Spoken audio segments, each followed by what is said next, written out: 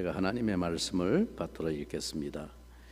예루살렘에 이르니 형제들이 우리를 기꺼이 영접하거늘 그 이튿날 바울이 우리와 함께 야고보에게로 들어가니 장로들도 다 있더라.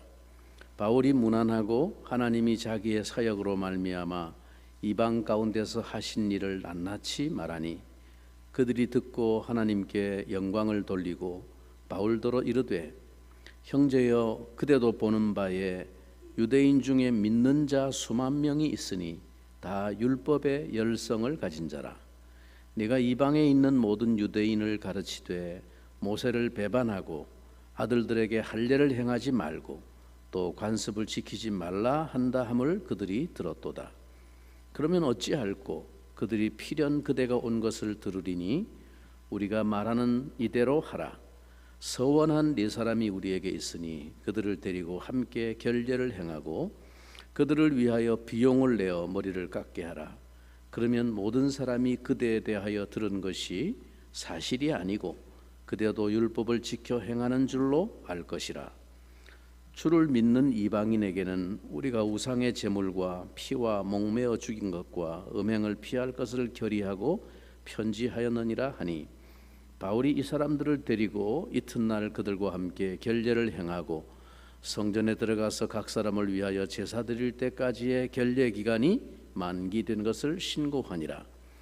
그 이래가 거의 참에 아시아로부터 온 유대인들이 성전에서 바울을 보고 모든 무리를 충동하여 그를 붙들고 외치되 이스라엘 사람들아 도우라. 이 사람은 각처에서 우리 백성과 율법과 이곳을 비방하여 모든 사람을 가르치는 그 자인데 또 헬라인을 데리고 성전에 들어가서 이 거룩한 곳을 더럽혔다 하니 이는 그들이 전에 에베소 사람 드로비모가 바울과 함께 시내에 있음을 보고 바울이 그를 성전에 데리고 들어간 줄로 생각함이러라. 온 성이 소동하여 백성이 달려와 모여 바울을 잡아 성전 밖으로 끌고 나가니 문들이 곧 닫히더라. 아멘. 가이사랴의 빌립 집사의 집에서 믿음의 형제들이 그토록 만류했지만 성령의 이끄심에 대한 이 바울의 확신과 각오를 막지는 못했습니다. 그래서 바울 일행이 이제 드디어 예루살렘에 도착했을 때 형제들이 그를 기꺼이 영접하였다, 그렇게 말합니다. 야고보와 예루살렘 교회 장로들이 모인 자리에서 바울은 그간의 선교 사역에 관한 일들을 보고했고 이로 인해서 모두들 하나님께 영광을 돌렸습니다. 바울이 보고한 선교 사역의 그 결과 중에는 이방인 교회들이 보내온 예루살렘 교회 가난한 성도들을 향한 사랑의 구제 연보가 포함되어 있었습니다.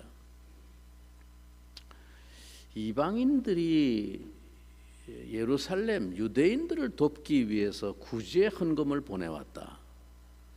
그거를 유대인들이 기쁘게 받아들인다? 상상할 수 없는 일입니다. 상식으로 있을 수 없는 일입니다. 여러분, 유대인들은요, 아침에 딱 잠자리에서 눈을 뜨면 하나님 앞에 세 가지 감사 기도를 드리는 게 있어요. 그 중에 하나가 뭐냐면, 세 번째 기도가 뭐냐 하면 내가 이방인으로 태어나지 않게 해주신 것을 감사하나이다. 이게 매일 하나님 앞에 드리는 유대인들의 감사 제목이에요. 이방인들은 인간이 아닌 거예요. 그래서 경멸하고 짐승같이 여기는 그런 존재들이었어요. 그런데 복음 가운데서 하나님이 이방인들도 차별 없이 구원하셨다고 하는 놀라운 역사들을, 증거들을 보면서 그들의 마음에 그것을 받아들이게 된 것이죠. 마침내 그 이방인이 예수 믿고 구원받아서 하나님의 자녀가 된, 믿음 안에서 한 형제가 된, 얼굴도 본 적이 없는 이방교회 성도들이 예루살렘에 있는 성도들이 기근 때문에 어려움을 당한다는 소식을 듣고 자기들이 힘에 겹도록 연보를 해가지고 눈물겹게 보내온 사랑의 연보가 이 바울의 선교 보고에 결정적인 열매를 증거하고 있는 겁니다. 이렇게 하나님께서 놀라운 변화를 열매를 일으키셨다고 하는 증거를 보인 것이죠. 그 소식을 듣고 야고보와 예루살렘 교회 장로들이 하나님 앞에 영광을 돌렸다 그랬습니다. 여러분, 이것은 바울이 상당한 비중을 두고 진행해 왔던 의미 있는 사역이었습니다.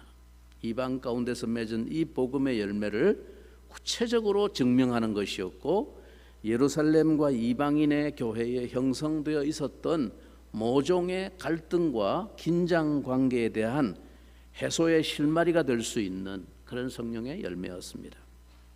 자, 여기까지는 참 좋았습니다. 그런데 오늘 본문을 우리가 읽으면서 우리는 이 일을 위해서 그간 바울이 심혈을 기울이며 비중을 두어왔던 그 과정에 비해서 얼마나 바울이 오순절 전에 이 사랑의 연보를 가지고 예루살렘에 기필코 올라가서 이것을 전달하면서 성령께서 역사하신 이방 세계를 변화시킨 이 열매를 나누기 위해서 얼마나 심혈을 기울이고 위험을 무릅쓰고 그렇게 올라왔는지 우리가 알지 않습니까? 그런 과정에 비해서 오늘 정작 그 결과에 대한 기록이 너무 싱겁고 간단하다는 느낌을 받습니다. 말하자면 이방 가운데 역사하시고 나타내신 성령의 역사와 복음의 열매로서의 그 구체적인 증거가 지금 예루살렘 교회의 장로들과 형제들 눈앞에 지금 주어졌고, 또 이를 위해서 바울과 함께 이방인의 각 교회에서 파송한 그 주의 형제들이 사랑과 기대를 가지고 함께 그 먼 길을, 그 고생을 마다 안고 지금 올라온 것입니다. 예루살렘까지. 자, 그런데 여러분 20절을 다시 한번 볼까요? 20절 우리 한 목소리로 같이 한번 읽습니다. 시작.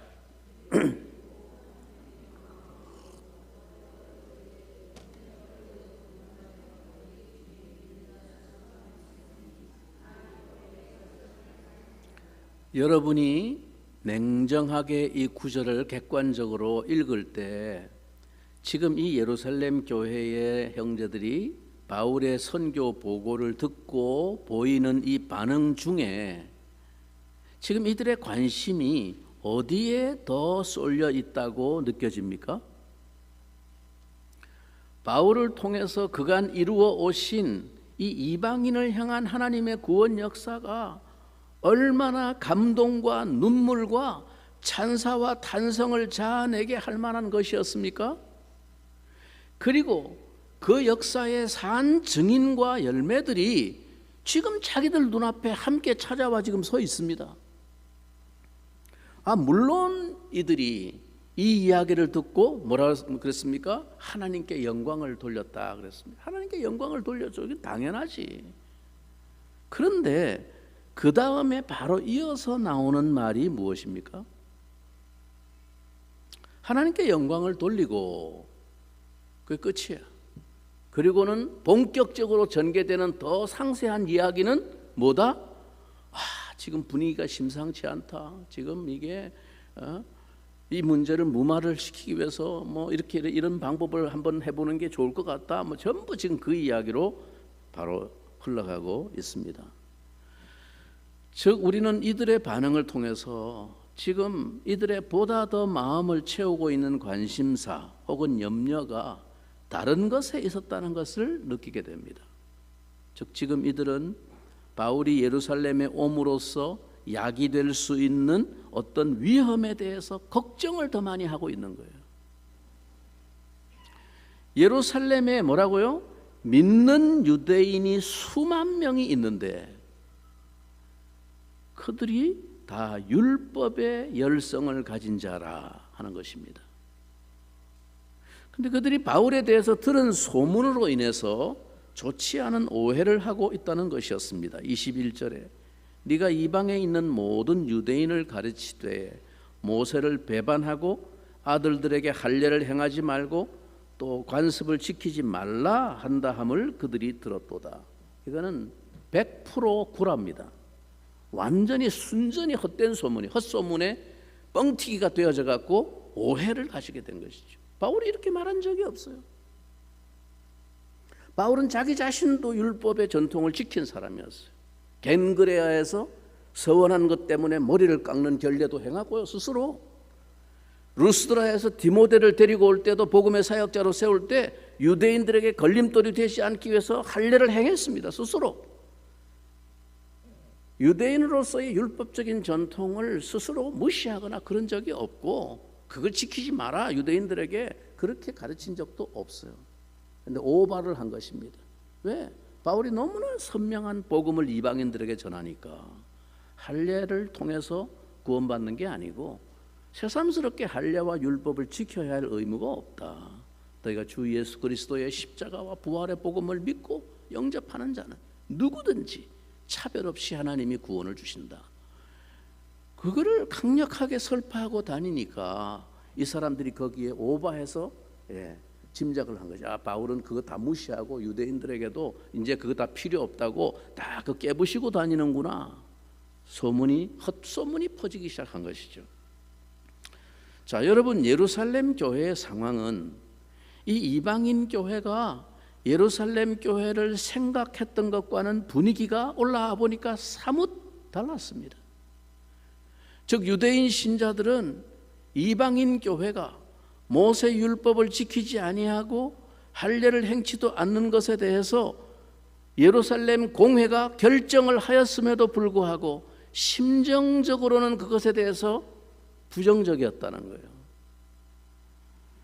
그리고 무엇보다도 그 새로운 가르침의 선동자로 바울을 향해서 깊은 오해와 반감을 가지고 있었던 것입니다. 말하자면 이들은 공회가 결정을 했으니까 어차피 이방인 신자들에게는 그것을 허용하기로 했다지만, 그러나 유대인 신자들에게는 그것을 여전히 준수하도록 해야 한다고 생각하고 있었던 것 같습니다. 그들이 예수를 믿었지만 여전히 율법 준수는 그들의 의무사항이라고 고집했던 것입니다. 자, 여러분, 예수님을 믿으면서도 동시에 율법에 대해서 이와 같이 열심을 품은 신자들이 예루살렘 교회의 절대 다수였다, 수만 명이 있다라는 이 사실은 놀라운 일이 아닐 수 없습니다. 이들 절대 다수의 신자들은 예수를 믿지 않는 일반 유대인만큼이나 똑같이 율법에 대해서 열성을 가지고 있었습니다. 이 유대인 신자들의 고정관념과 집착은 얼마나 뿌리 깊은 것인지 모릅니다. 그들은 예루살렘 공회에서 결정한 바가 무엇인지를 분명히 알면서도 그 후에도 번번이 이방인 교회에 찾아가서 할례와 율법의 준수를 강요함으로써 그 새롭게 생겨난 이방 교회를 어지럽히고 바울의 사역을 방해했습니다. 바울이 그의 사역에 있어서 얼마나 상당 부분을 이 문제로 인해서 에너지를 쏟아야 했는지 그의 서신서들을 통해서 잘 알 수 있습니다. 사도들 이후에 예루살렘 교회에 민족주의적이고 국수주의적인 요소가 강화된 점을 부인할 수 없습니다. 이때가 주후 약 50년대 중반쯤 되는 시기인데, 이때 정치적인 당시 역사를 살펴보면 정치적으로 매우 불안한 요소들이 많이 일어났습니다. 유대 사회의 로마를 향한 반감이 점점 고조되어서 크고 작은 폭동들이 반란들이 많이 일어나고 있던 그런 지금 분위기였습니다. 이런 상황 속에서 유대인들의 민족주의가, 즉 유대인으로서의 정체성을 결속하고 결속력을 강화하는 이런 분위기가 매우 강화되어지고 있던 때입니다. 여러분, 유대인들이 내세울 수 있는 정체성을 강화하고 우리가 하나님의 한 백성이라고 하는 결속력을 강화하는 핵심이 뭐겠어요? 그게 할례와 율법이에요. 그래서 더 거기에 대해서 집착하고 있던 때였습니다. 이러한 시대적인 상황에서 아니야, 그거 다 필요 없고 오직 예수 그리스도의 피 흘리신 십자가의 은혜를 믿음으로 말미암은 그 구원의 진리가 점차 약화된 것은 아닌지, 의심할 수밖에 없는 상황입니다. 야고보와 예루살렘 교회 장로들은 이들의 이 바울에 대한 반감을 잘 알고 있었으므로 어떤 소동이 벌어질지 모르는 이 상황을 염려하고 있었습니다. 하나님께서 이방 가운데 행하신 놀라운 사역의 열매들을 물론 감사하고 영광을 돌리고 기쁜 일이지만, 그러나 그보다 사실은 걱정과 염려가 이들의 마음에 더 들이고 있었다는 것입니다. 자칫하면 이 일은 예루살렘 교회를 다시 분열과 혼란의 풍파를 몰고 올지도 모르는 그런 일이었습니다. 그래서 그들은 나름대로 교회와 바울을 위하여 지혜로운 타협안을 모색했던 것입니다. 마침 그들 중에 율법에 따라서 나시린의 서원을 한 사람이 4명이 있었는데, 바울이 그들을 데리고 같이 성전에 가서 함께 결례를 행하고 그 비용을 바울이 대주라는 것, 담당하라는 것입니다. 그것으로서 바울이 율법을 적극적으로 준수하는 사람인 것을 증거하여 유대인 신자들의 오해를 불식시키기를 바란다는 것입니다. 오늘 이 본문은 사실 성경학자들 사이에도 견해가 좀 나뉘고 있는 애매한 내용입니다. 즉, 이 예루살렘 교회 장로들의 제안을 어떻게 보아야 하는가 하는 점에서 긍정적으로 보는 이도 해석하는 사람도 있고 부정적으로 보는 사람도 있습니다. 우리는 우선 이들의 행동이 옳았는가 하는 것을 생각하기 앞서서 이 예루살렘 교회의 형편을 좀 생각해 보아야 하겠습니다. 지금 이 예루살렘 교회에 수만 명의 믿는 자가 있다, 신자가 있다라고 말합니다. 이것은 참 대단한 성장이었습니다.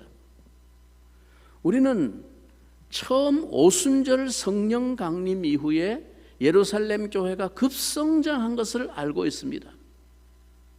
베드로가 나가서 설교하니까 한 번에 3,000명이 회개하고 돌아와 세례를 받고, 또 어떤 데는 한 번 설교하니까 5,000명이 회개하고 돌아와서 예수를 믿고 믿는 자가 되었어요.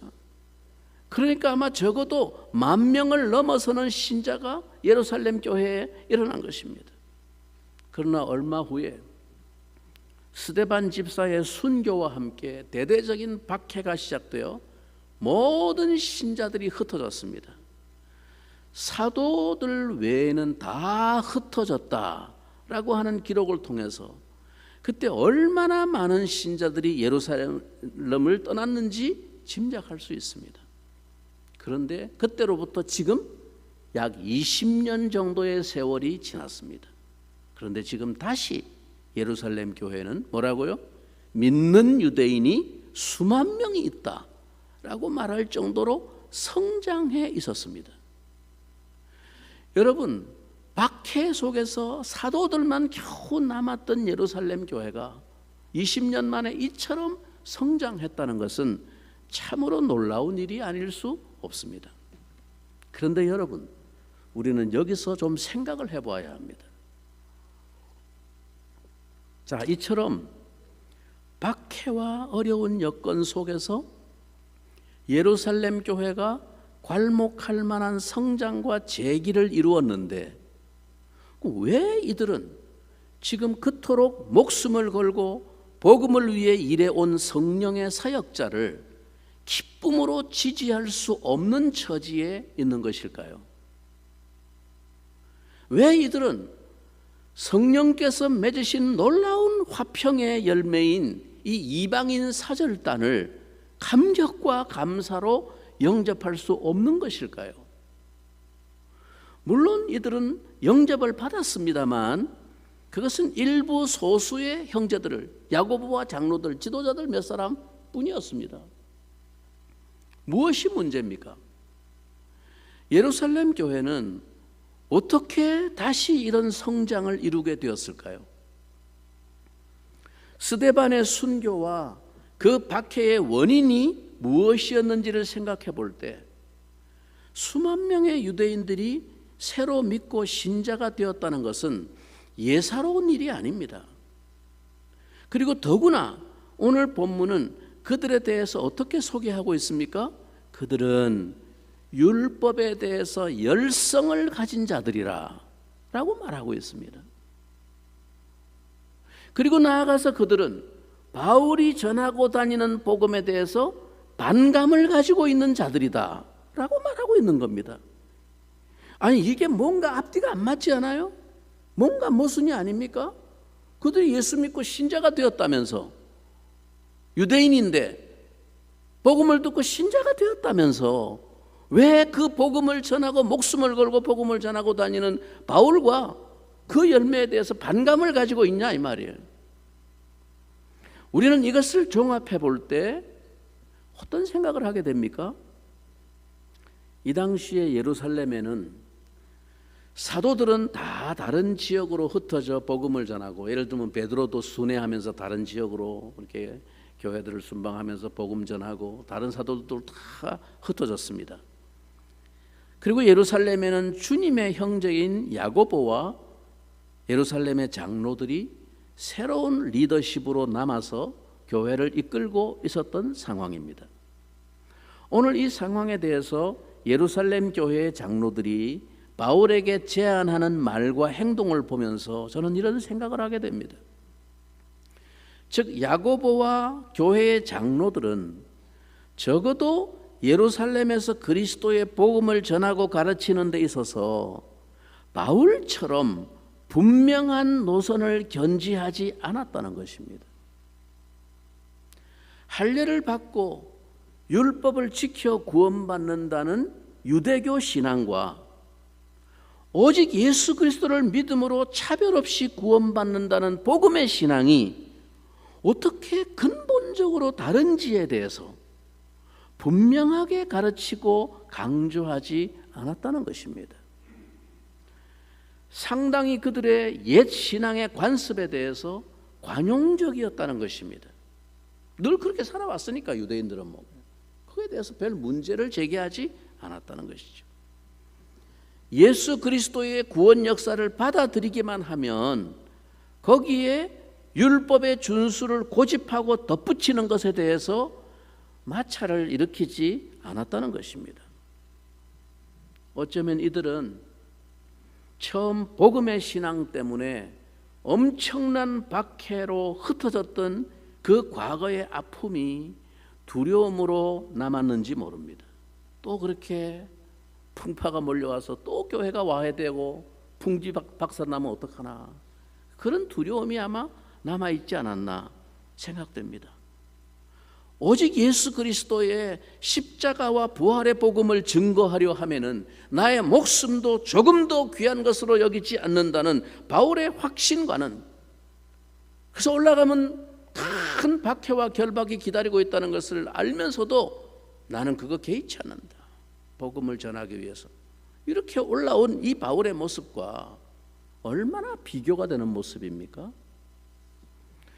여러분, 어쩌면 이것이 다시금 예루살렘 교회를 수만 명의 신자들로 끌어올리는데 기여한 분위기가 아니었을까요? 걸림돌이 없는 거야. 예수교 신자가 되는데 걸림돌이 없는 거야, 유대인들의 입장에서. 또 율법 하던 거 다 그대로 하고, 뭐 할례 그대로 다 하고 또 하니까 걸림돌이 없는 거예요. 그 교회로 들어오기에 아무 문제가 없는 거예요. 저는 물론 이들을 전부 다 가짜 신자였다라고 생각하지는 않습니다. 분명히 성경은 그들을 믿는 자라고 말합니다. 그러나 이들은 아직 복음의 진수를 제대로 알지 못하고 있는 자들이었으면 틀림없습니다. 자, 여러분, 이런 신자들로 구성된 교회는 예루살렘 사회와 아무런 마찰을 일으키지 않았습니다. 박해를 받을 이유가 없어요. 그들은 수만 명 신자들이 모이는 교회였지만 다시 스데반의 때와 같은 박해는 일어나지 않았습니다. 이것은 바울이 복음을 전한 이방인 교회들이 항상 유대인들의 공격과 박해 속에 고통을 겪으면서 세워졌던 그 상황과는 얼마나 대조적입니까? 그리고 그 소수의 이방인 신자들로 구성된 교회가 그 사회에 얼마나 대단한 충격을 주며 파장을 일으켰던가를 생각할 때 지금 이 수만 명이 되는 예루살렘 교회의 모습은 얼마나 조용하고 평온합니까? 아무 문제가 없어요. 야고보와 장로들이 염려한 것이 무엇입니까? 이 조용한 평화가 깨어지는 것을 두려워한 것입니다. 20년 전에 처음 예루살렘 교회가 세워지고 성장할 때는 결코 평온하거나 조용하지 않았습니다. 온 백성이 두려워하거나 칭송했습니다. 세상을 어지럽히는 자들이라는 소리를 들었습니다. 그래서 그들은 그들이 전하는 복음을 듣고 회개하고 예수를 믿고 함께 그리스도인이 되든지 아니면 그들과 상종하지 아니했다라고 성경이 말합니다. 선이 분명한 거예요. 지금 예루살렘 교회의 지도자들은 관용과 타협으로 교회를 안정시켰는지는 모르지만 그것은 진실로 교회를 약화시키는 길이었습니다. 예루살렘 교회는 예루살렘에서 아무런 영향력이 없었습니다. 예루살렘의 장로들은 율법을 열렬히 신봉하는 자들이 잘못되었다는 확신이 없었던 것 같습니다. 적어도 그들이 보다 분명한 복음의 이해와 바른 신앙으로 나아가야 한다는 필요성을 철저하게 생각하고 있지 않았던 것 같습니다. 아니, 교회가 성장하다 보면 새로 들어온 신자들 가운데 아직 복음의 진리의 깊이 진수를 제대로 다 아직 이해를 못해서 이전에 행하던 습관대로 율법 지키고 할례 받고 뭐 그러는 사람들이 몇 사람 있을 수 있어. 아직까지 어린 신자들이고 믿음이 뭔지 복음의 진리가 아직 확실치 않아서 그런 사람이 좀 있을 수 있다. 그러면 그 사람들에 대해서는 정죄하고 비판하기보다는 관용하고 격려하고 위로하면서 바른 복음의 진리 가운데 그들이 더 큰 감격과 기쁨을 누릴 수 있도록 그렇게 기다려주고 인내해주고 품어주는 것이 당연한 것입니다. 그렇게 해야 됩니다. 그런데 오늘 본문은 그 상황이 아니에요. 믿는 자 수만 명이 있는데 교회 절대 다수가 거의 대부분이 다 이런 신앙을 가지고 있었다는 거예요. 그리고 오히려 바른 복음을 전하는 바울에 대해서 반감을 가지고 있었다는 거예요. 그런데 그렇게 되기까지 이 야고보와 장로들이 뭐 했냐 이거예요. 뭘 가르쳤냐 이거예요.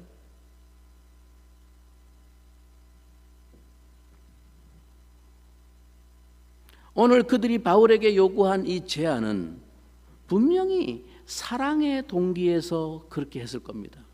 바울을 지키고 싶고 연약한 교인들을 또 시험에 들지 않도록 하기 위해서 사랑의 동기에서였을 것입니다. 그러나 그들의 대책은 너무나 소극적인 것이었습니다. 바울에게 그들의 소문과 오해를 불식시키기 위해서 일종의 타협을 제안한 것입니다. 물론 이 정결의식을 행하는 자체를 정죄할 것은 못됩니다. 왜냐하면 바울 자신도 스스로 겐그레아에서 하나님 앞에 자기가 스스로 마음에 작정한 서원이 있어서 머리를 깎고 했던 이런 행동을 한 적이 있습니다. 이것은 나름대로 하나님 앞에서 그가 드린 감사와 헌신의 표현으로서 그렇게 한 것입니다. 그러나 사실 오늘 이 예루살렘 교회의 상황은 차원이 좀 다른 것입니다. 믿는 유대인들의 비난과 어려움에서 벗어나기 위해서 그들의 관점대로 의식과 관례를 지키라고 하는 이 요구는 사실상 바람직하지 않습니다. 그런데 이 요구에 바울이 동의를 합니다. 왜 그랬을까요? 우리는 여기서 바울의 동기가 어찌하든지 그의 동족을 구원하고자 하는 뜨거운 사랑과 열망에서 비롯된 것임을 압니다. 아무쪼록 자기의 동족들에게 복음을 전하여 그들을 구원할 수만 있다면 무엇이든지 하고자 하는 각오가 바울에게 있었기 때문입니다. 그러나 어쨌든 이 일의 결과는 애당초 야고보와 장로들이 의도했던 것과는 달리 전개되었습니다. 이 사건은 예루살렘 교회 지도자들의 계획이 얼마나 빗나갔는지를 잘 보여줍니다. 물론 이 폭동은 예루살렘 교회에 믿는 유대인들로부터 일어난 것은 아니었습니다. 때가 마침 오순절 즈음이었기 때문에 예루살렘에는 각처에서 절기를 지키기 위해 올라온 유대인들이 있었습니다. 그 중에 마침 저 아시아 에베소 지역에서 올라온 어떤 유대인들이 바울이 그 성내에서 에베소 사람 드로비모와 함께 있는 것을 보고 성전에까지 데리고 들어간 것으로 오바해서 오해를 한 겁니다. 그래서 소동을 일으킨 것입니다. 아마 이들은 에베소에서 바울의 사역에 대해 반감을 품고 반대했던 유대인들이었을 것입니다. 그래서 그들은 에베소 사람 드로비모를 알아보았고 그것으로 바울이 그를 데리고 성전에까지 들어간 것으로 짐작하여 오해한 것입니다. 저는 오늘 본문을 묵상하면서 우리가 분명히 생각하고 교훈을 얻어야 하는 것은 이 예루살렘 교회의 모습이 본문에서 긍정적으로 묘사되고 있지는 않다는 것입니다. 이들의 동기가 순수하고 사랑에 기인한 것이었음을 부인할 수는 없지만 그러나 그들의 결정은 과연 성령의 뜻과 일치하는 것이었을까 하는 점에서 의문의 여지가 남는 것입니다. 어쨌든 이 사건은 애초에 그들의 동기와는 상관없이 엄청난 소용돌이를 일으키게 되었습니다. 우리는 이 사건을 묵상하면서 어떤 교훈을 얻어야 하겠습니까? 이들의 동기는 사랑에 기인한 것이었습니다. 장로들은 교회의 평안을 원했고 또한 진심으로 바울의 안전을 원했습니다. 바울 또한 동족을 구원하고자 하는 일념으로 여러 사람에게 여러 모양이 되는 것을 주저하지 않고 양보했습니다. 그러나 우리는 분명히 알아야 합니다. 사랑이 언제나 진리에 기초하지 아니하면 결코 우리는 사랑의 참된 목적을 이루지 못한다는 것입니다. 그 사랑은 결코 참된 열매를 얻지 못합니다. 여러분, 우리는 기억해야 합니다. 진리는 우리의 열심과 인간적인 사랑으로 세울 수 있는 것이 아닙니다. 타협에 의해서는 결코 진리를 세울 수 없다는 사실을 명심해야 합니다. 타협은 또 다른 타협을 요구해 올 뿐입니다. 여러분, 우리는 할 수 있는 대로 모든 사람과 더불어 평화하라는 주님의 말씀의 가르침을 명심하고 준수해야 합니다. 그러나 어떤 형태로든지 평온을 유지하는 것 자체가 우리의 유일한 목표일 수는 없음을 알아야 합니다. 우리는 때로 진리 때문에, 주님을 향한 이 복음 때문에 우리의 일신의 평온을 잃어버릴 수 있음을 기꺼이 각오할 수 있어야 합니다. 우리는 이런 일에 있어서 깨어있는 영적 균형성을 가져야만 합니다. 물론 아직 어린 신자들이 복음의 진리를 더 깊이 이해하지 못하여 아직 옛 관습을 쫓는 혼란이 있을 수 있습니다. 우리는 그들의 성숙을 인내하면서 기다리고 그 허물을 사랑으로 용납할 수 있습니다. 그러나 그것이 지나쳐 그들의 생각과 행위가 마치 정당하고 옳은 것으로 인식되도록 교회가 그것을 지지하고 격려하거나 모호한 입장을 취하는 것은 분명히 타협하는 것입니다. 그것은 절대로 본래의 기대와 목적을 이루지 못합니다. 타협할 수 없는 진리의 입장을 분명히 표방하는 일에 조금도 주저함이 있어서는 안 됩니다. 특히 이것은 지도자들, 장로들의 책임입니다. 사실 우리는 이 분명함에 대하여 정서적으로 참 힘들어하는 사람들입니다. 특히 우리 한국 사람들의 정서는 합리보다는 체면과 정서를 더 중시하기 때문에 이 분명한 구분을 참 힘들어합니다. 인정과 따뜻함은 참 아름다운 것입니다. 이것은 우리가 가진 장점일 수 있습니다. 그러나 우리가 기억해야 하는 것은 우리는 우리의 정서에 충성하는 사람들이 아니라 진리에 더 충성해야 할 사람들이라는 사실입니다. 우리는 사람을 향한 용납과 관용을 잃지 않으면서도 진리의 경계를 절대로 타협하지 않는 진리의 절대 선이 분명해야만 합니다. 사랑을 잃어버린 차가운 진리주의자가 되어서 정죄와 비판만 열을 올리는 그런 함정에 빠지지도 말아야 하며, 동시에 진리의 경계를 잃어버리고 무분별한 관용주의자가 되어 말씀과 복음의 길을 허물어버리는 위험도 경계해야만 합니다. 오늘 우리는 이 예루살렘 교회 형편을 보면서 절대로 양보할 수 없는 명백한 선을 교회가 견지해야 한다는 사실을 깨달아야 합니다. 무분별한 관용은 진리에서 떠나는 무질서를 불러일으킬 수 있습니다. 무분별하게 화평만을 추구할 때 교회는 영적인 마비 상태에 빠질 수도 있습니다. 연약한 허물을 용납하는 사랑의 정신과 비진리를 타협하는 것 사이에는 분명한 경계선이 있어야만 합니다.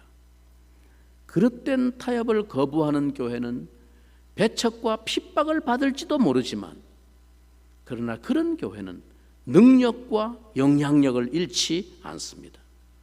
그것이 초기 예루살렘 교회의 영향력이었습니다. 그러나 예루살렘 교회가 그 유대 사회와의 경계선을 모호하게 타협했을 때 그들은 더 이상 사람들에게 두려움을 일으키지 않았습니다.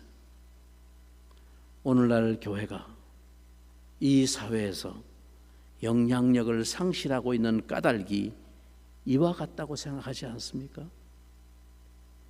우리는 오늘 사랑과 진리의 두 기둥을 어떻게 성숙하고 견고하게 세워가야 할지 돌아보며 연약한 우리 자신에 대해서 이 역사의 교훈을 거울 삼아 성령의 충만과 인도를 더욱 간구하여야 하겠습니다.